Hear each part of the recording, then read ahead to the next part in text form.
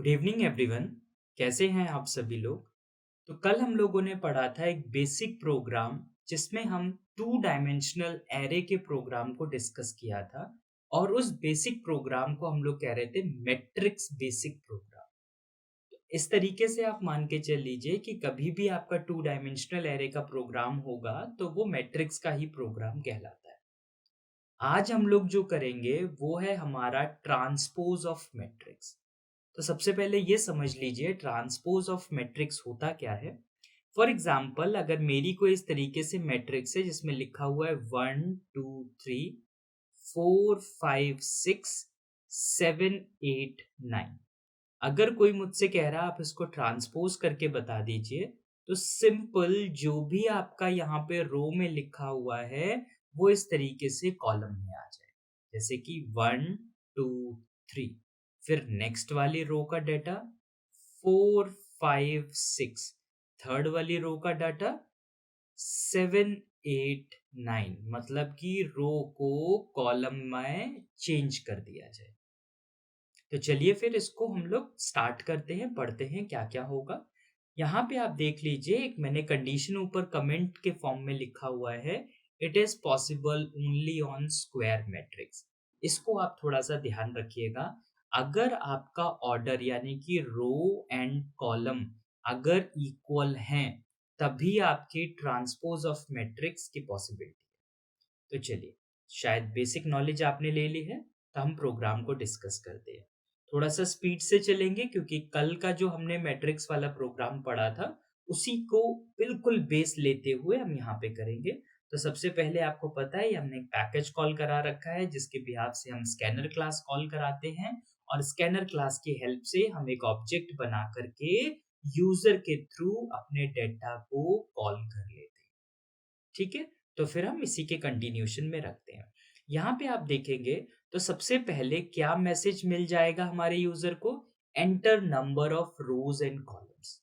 तो जो भी कुछ पहला नंबर डाला जाएगा वो किस पे आ जाएगा, एम पे आ जाएगा, और जो भी कुछ दूसरा नंबर डाला जाएगा वो किस पे आ जाएगा, एन पे आ जाएगा।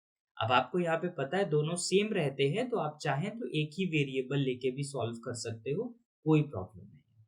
हम यहाँ पे मान लेते हैं कि हमारा m भी 3 है और n भी 3 है। इसी के बिहाफ में हम आगे का प्रोग्राम करेंगे। नेक्स्ट जो लाइन लिखी हुई है जिसमें लिखा हुआ है b equals to m asterisk n, इसका मीनिंग क्या है, क्योंकि हम कभी भी कुछ वर्क करेंगे, ऑपरेशन करेंगे, तो सबसे पहले हमारे पास में डेटा होना चाहिए।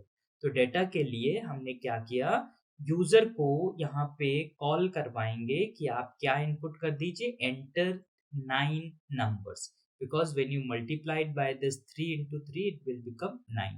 तो आप क्या हो जाएगा यहाँ पे, एंटर 9 numbers। अब ये जो 9 numbers हैं ये किस में आने चाहिए, आपके एक मैट्रिक्स में आने चाहिए। मैट्रिक्स क्या होता है, two dimensional array. Two dimensional array को हम लोग इस तरीके से लिखते हैं जिसमें हम लोग एक वेरिएबल बनाते हैं, वेरिएबल का डेटा टाइप देते हैं, और उसमें हम लोग दो ब्रैकेट इस तरीके से लगाते हैं।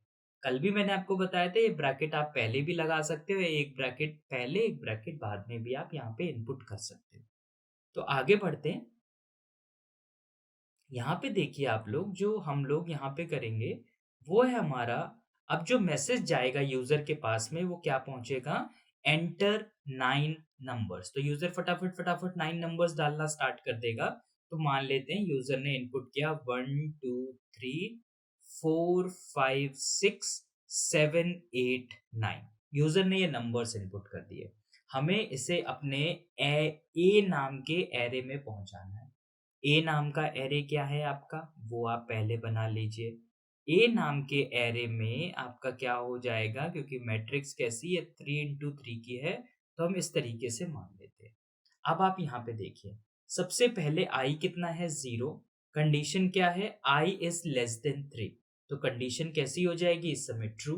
जे कैसा है आपका, 0। जे भी कैसा होना चाहिए, लेस देन 3। तो इस समय भी कंडीशन आपकी कैसी है, ट्रू है कंडीशन। कंडीशन ट्रू होने पे इसका क्या मीनिंग है, ये एक आपका मेथड होता है स्कैनर क्लास में जिसको हम एससी ऑब्जेक्ट के थ्रू कॉल कर रहे हैं। ये क्या करता है, जो भी जो पहली वैल्यू होगी वो पहले ए आई जे में इनपुट हो जाएगा। तो इस समय आई भी कितना है 0, जे भी कितना है 0, तो जो पहली वैल्यू है वो ए एट 0 0 पे चली जाएगी। तो आपको कल मैंने बताया था इन बॉक्सेस का नाम क्या होता है, 0 0, 0 1, 0 2। इनको हम लोग इंडेक्स वैल्यू कहते हैं, जो कि हमारे रोज और कॉलम्स के बिहाफ पे बनती है। हमारे यहाँ पे 0 1 2 रोज हैं और 0 1 2 कॉलम है। इन्हीं के कॉम्बिनेशन, तो जैसे ये 0 0 तो 0 0 पहला बॉक्स बन गया, 0 1 दूसरा बॉक्स, 0 2 इसी तरीके से हमारे सारे बन जाते हैं। 1 0 1 1 1 2, सिमिलरली 2 1 2 2, सॉरी 2 0 2 1 2 2, इस तरीके से आपके सारे बॉक्स बन के रेडी हो गए। तो जो पहली वैल्यू थी 1, वो आपके पहले बॉक्स में पहुंच जाएगी और यहाँ पे आपका जो 1 है वो इस तरीके से आ जाएगा। वैसे ही आपका, क्योंकि कल हम लोगों ने इसमें पूरा पढ़ के रखा हुआ था कि अब क्या हो जाएगा, यहाँ पे जाएगा j प्लस प्लस, तो i की वैल्यू तो अभी भी 0 है, लेकिन j की वैल्यू कैसी हो गई है 1। तो जो अगली वैल्यू है वो किस पे जाएगी, 0 1 पे चली जाएगी, तो 2 इधर आ जाएगा। सिमिलरली 3 4 5 6 7 8 9। अगर आपको इसको और अच्छे से समझना है तो आप कमेंट में बता सकते हो, और वैसे भी कल एक मैंने इसमें वीडियो अपलोड किया था, उसमें मैंने बहुत क्लियरली इन लूप्स को समझा के रखा हुआ है। आप वो वीडियो देखने के बाद इस वीडियो को देखिए, ठीक है? चलिए, फिर अब हम लोग आगे बढ़ते हैं। आगे बढ़ने के साथ में हम यहाँ पे देखेंगे कि किस तरीके से हमारा आगे का जो लूप है वो काम करेगा। अब एक बात समझ के चलिएगा कि जब हम लोग कभी भी यहाँ पे मैट्रिक्स का प्रोग्राम करेंगे, यानी कि 2D एरे, 2 डायमेंशनल एरे का प्रोग्राम करेंगे, तो क्या बेसिक सेंस है, नेस्टेड लूपिंग जरूर लगेगी, ठीक है? तो ध्यान रखिएगा। तो फिर से अब नेस्टेड लूप, पहले वाले में हमने क्या कर दिया था, यहाँ तक हमने वैल्यूज को यूजर से कॉल करा लिया, और जो हमारा बॉक्स बना था यानी कि वर्चुअल एरे बना था, उस वर्चुअल एरे में हमारी सारी की सारी वैल्यूज डल चुकी थी, जो कि यहाँ पे 1, फिर यहाँ पे 2 3 4 5 6 7 8 9, इस तरीके से हमारी वैल्यूज डल गई थी। अब हमें क्या करना है, इस जगह पे हमारी जो ओरिजिनल मैट्रिक्स है हम उसको प्रिंट करा रहे हैं। तो इस जगह पे देख लीजिए, ये भी मैंने प्रीवियस वीडियो में बता के रखा हुआ है कि इस समय आई हमारा जैसे 0 है, कंडीशन 3 है, लेस देन 3 होना चाहिए तो कंडीशन ट्रू है। फिर जे क्या है आपका 0 है, लेस देन 3 है, तो यहाँ भी कंडीशन आपकी ट्रू है। तो जो आपका पहला वैल्यू होगी A00, वो सबसे पहले प्रिंट हो जाएगी। तो आपको आउटपुट बॉक्स पे इस तरीके से 1 वहां पे लिखा दिखाई देगा।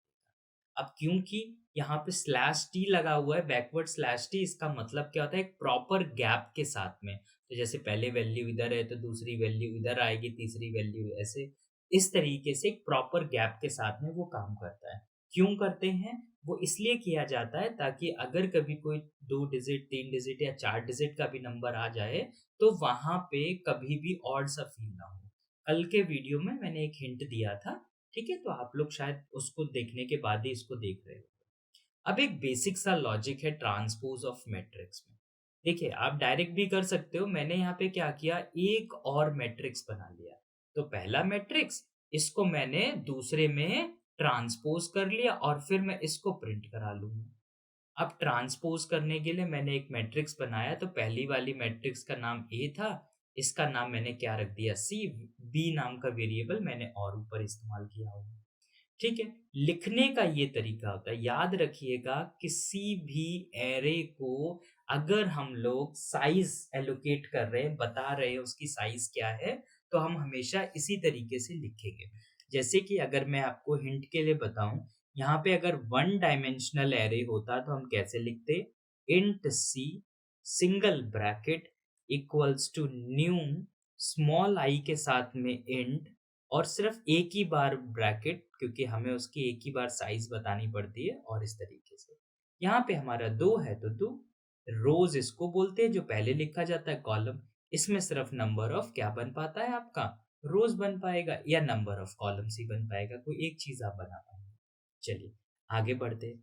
अब ये एक इम्पॉर्टेंट लॉजिक है जो आपको ध्यान रखना है, सिंपल सा, क्या है, सी जे आई को आई जे की वैल्यू ग्रांट कर देनी है। बस इतना सा एक इम्पॉर्टेंट लॉजिक है जो आपको यहाँ पे ध्यान रखना है। मैं फिर से यहाँ पे लिख रहा हूँ, जो भी आपका नया वाला एरे है, उसका आपको सिर्फ रो को कॉलम में, कॉलम को रोज में, यही तो हमने स्टार्टिंग में भी सीखा था।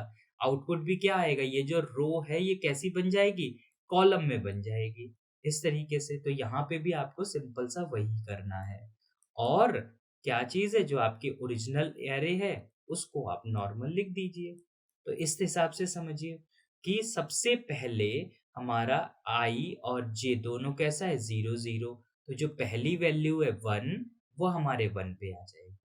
ठीक है? इस तरीके से। अब ज़रा इसको एक बार प्रॉपर कंपाइल कर लेते हैं, समझते हैं कि ट्रांसपोज़ ऑफ मैट्रिक्स काम कैसे करता है। ठीक है? मैंने यहाँ पे पूरा क्लियर कर दिया है और आप यहाँ पे देख लीजिए, मैं आपके लिए सिर्फ़ वही वाला लॉजिक रख रहा हूँ, जो हमारा ये ट्रांसपोज़ ऑफ मैट्रिक्स का है, इसको चेक करते हैं। सबसे पहले हम अपनी ओरिजिनल जो एरे है, वो बना लेते हैं। ओरिजिनल एरे के लिए आपको पता होगा हमने क्या किया हुआ था, हमने यहाँ पे वेरिएबल्स लेके रखे हुए थे 1, 2, 3, 4, 5, 6, 7, 8, 9। अब यहाँ पे क्या है आपका इंडेक्स वैल्यू 0 0 0 1 0 2, 1 0 1 1 1 2, फिर 2 0 2 1 2 2। ठीक है?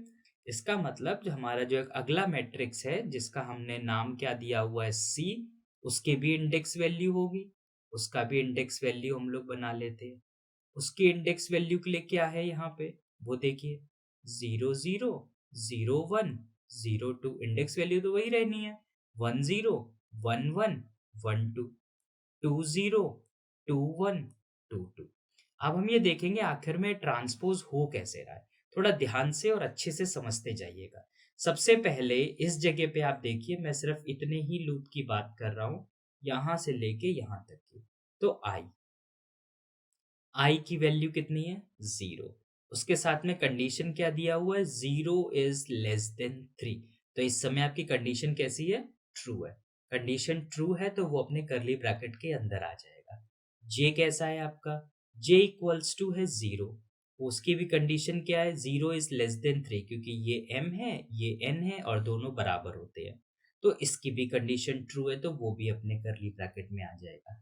ये भी आपको पता होगा, जो भी राइट साइड लिखा जाता है उसकी वैल्यू लेफ्ट साइड पे जाती है। तो ए ज़ीरो ज़ीरो की वैल्यू जे ज़ीरो ज़ीरो पे चली जाए, क्योंकि इस समय आई और जे कैसा है, ज़ीरो ज़ीरो।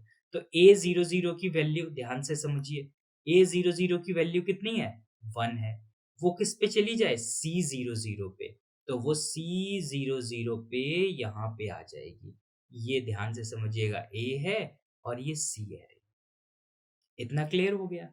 अब क्या करेंगे हम लोग, यहाँ से हमारी वैल्यू बढ़ेगी और कहाँ जाएगी, जे प्लस प्लस तक।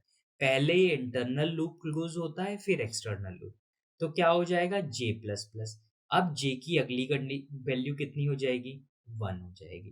कंडीशन क्या बन जाएगी, 1 इज लेस देन 3। अभी भी कैसी है, कंडीशन ट्रू। जब कंडीशन ट्रू है तो यहाँ पे देखिए क्या बोल रहे हैं, फिर से इसकी वैल्यू यहाँ पे चली जाए, ए एट आई। आई इस समय कितना है, ज़ीरो है, तो ठीक है ज़ीरो हो गया। जे इस समय कितना है, 1 है। तो कह रहे हैं इसकी 0 1 की वैल्यू, 0 1 पे क्या रखा हुआ है, 2 रखा हुआ है। इसकी वैल्यू सी के किस पे चली जाए, आई कित जे कितना है, 1 है और आई कितना है, 0, इसके 1 0 पे। इसका 1 0 समझिए कहाँ है, यहाँ पे लिखा हुआ है 1 0। तो इसकी 2 की वैल्यू कहाँ आ जाएगी, इधर पे आ जाएगी। उसी तरीके से फिर से जे की वैल्यू बढ़ेगी। अब जे की वैल्यू कितनी हो जाएगी, जे की वैल्यू अब बन जाएगी 2। कंडीशन क्या है, 2 इज लेस देन 3। अभी भी कैसी है, कंडीशन ट्रू है। तो यहाँ पे देख लेते हैं, इस जगह पे जब आप देखेंगे कि किसकी क्या वैल्यू है, तो पहले मैं लिख देता हूँ। यहाँ पे जो आपकी फाइनल वैल्यूज बन रही हैं, वो जे कितना है, वो बन चुका है 2। आई अभी भी कैसा है, 0। तो यहाँ भी आई कैसा है, 0, जे कैसा है, 2। अब वो बात कर रहे हैं 0 2 की वैल्यू सी एट 2 0 पे चली जाए, तो 0 2 पे क्या रखा है, 3। और किस पे चली जाए, 2 0 वाले पे, तो सी के 2 0 वाले पे आ जाएगी, तो यहाँ पे अगली वैल्यू आ जाएगी। फिर क्या होगा, फिर से होगा आई प्लस प्लस। अब आई की वैल्यू कैसी हो जाएगी, 3। 3 इज लेस देन 3, तो ये तो कंडीशन फॉल्स हो गई। तो जे का जो लूप है वो आपका कैसा हो गया, बंद हो गया। अब यहां से गया ऊपर आई प्लस प्लस। अब आई की जो अगली वैल्यू है वो जीरो से अपडेट होके कितनी बन जाएगी, 1। 1 इज लेस देन 3 यहाँ पे। ठीक है। अब इस जगह पे आप देखिए कंडीशन तो ट्रू है, तो फिर से कह रहे करली ब्रैकेट में आ जाएगा और जे कैसा बन जाएगा, फिर से 0। और उसकी क्या कंडीशन है, 0 इज लेस देन 3।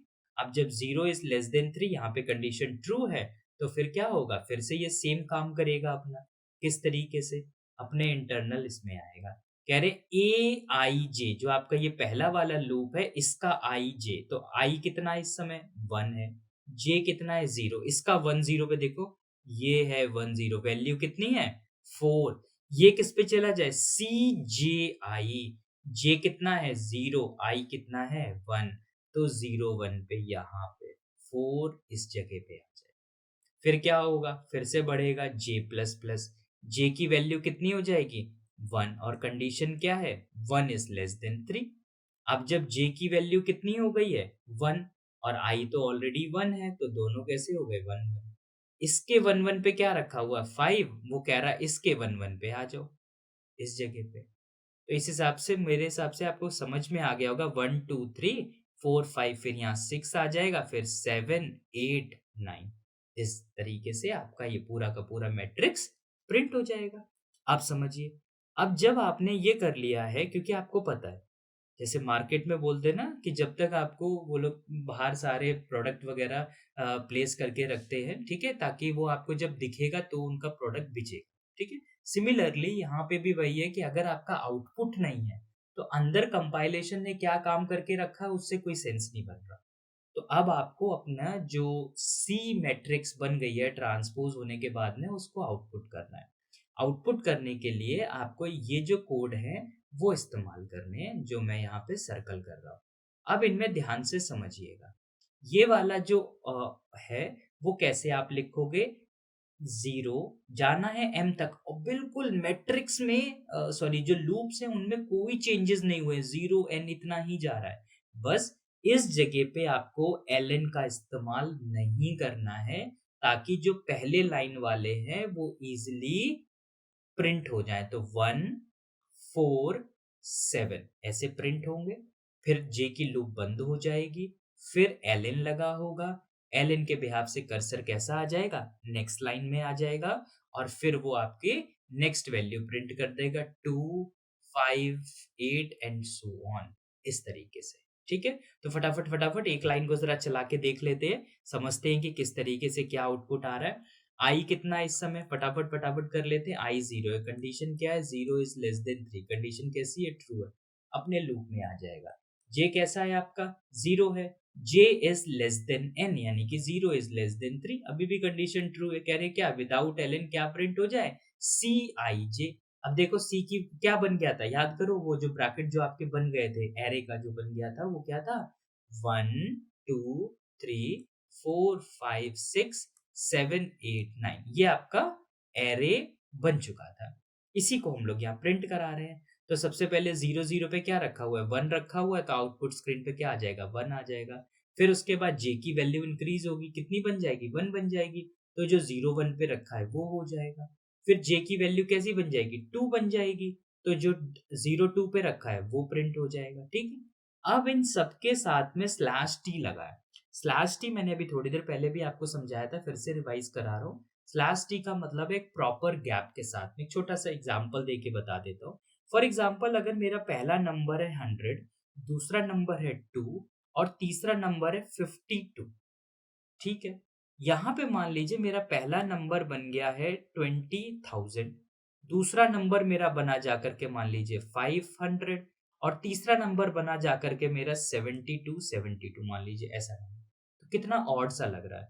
अगर इसी जगह पे हम स्लैश टी रखते हैं तो वो क्या करता है, प्रॉपर गैप बना के रखता है। तो वो कैसा देगा, 100 टू 52, फिर वो यहाँ पे देगा 20,000, फिर यहाँ देगा 500, फिर यहाँ देगा 7272। तो देखो एक प्रॉपर वे दिखाई देता है, इसलिए हम लोग स्लैश टी का यूज़ करते हैं। तो इस तरीके से आपका फिर अगले बारे में जब जेके यहाँ पे 3 हो जाएगा तो कंडीशन फॉल्स हो जाएगी और आपका कर्सर इस एलएन की वजह से अगली लाइन में आ जाएगा और वो आपका पूरा आउटपुट प्रिंट कर देगा। फिर आप अपना मेन फंक्शन और अपनी क्लास क्लोज कर दोगे। तो आई होप आप लोगों को ये समझ में आया होगा। कोई भी आपको प्रॉब्लम होती है आप कमेंट सेक्शन में पूछिए। ज़्यादातर तो मेरे स्टूडेंट्स ही देख रहे हैं तो उनके पास मेरा फ़ोन नंबर भी है, वो डायरेक्टली मुझसे कांटेक्ट कर सकते हैं किसी भी इशू के लिए। अब जो हमारा अगला वीडियो होगा वो हम लोग एक स्पेसिमेन का क्वेश्चन ले लेते हैं जो कि स्पेशल मैट्रिक्स आया हुआ है और साइड बाय साइड उसमें हम लोग एडिशन ऑफ मैट्रिक्स को भी कंप्लीट कर लेते हैं। देन आज के लिए bye. Thank you for watching.